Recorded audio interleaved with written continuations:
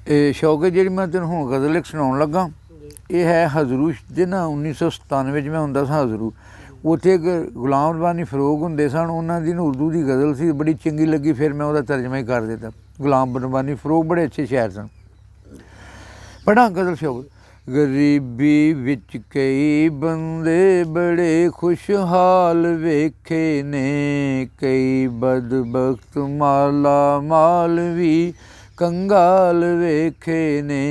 अमीरो ए हकीकत जड़ा दिल दा गनी होवे, बगैर इस माल दे मालक सदा बेमाल वेखे ने। मैनू कक्खां दी ओ कुल्ले मुहल्ला तो लगे चंगी, मैं जिथे गोदड़ी विच जगमगांदे लाल वेखे ने।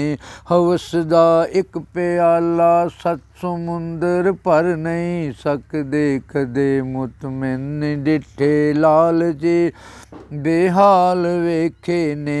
सजे वेखे कदी सन जो अलड़ दुनिया दे जूड़े विच, वो फुल एक दिन उहदे पैरां दे विच पामाल वेखे ने। कदी बारिश ना होई ते बड़ी औड़ां ने पिंज कड्डी, कदी रहमत बनी ज़हमत ते आउंदे काल वेखे ने। बड़े शातर शिकारी ने फसा लैंदे ने झटपट विच, इन्हां दे कोल मिट्टी रंग दे जो जाल वेखे ने।